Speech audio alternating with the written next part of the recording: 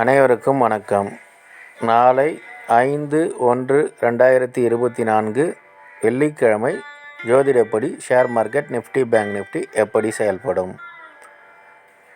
நிஃப்டியை பொறுத்த வரைக்கும் 21,733க்கு மேலே இருந்தால் பையிங் ஆப்பர்ச்சுனிட்டி, 21,615 கீழே இருந்தால் செல்லிங் ஆப்பர்ச்சுனிட்டி.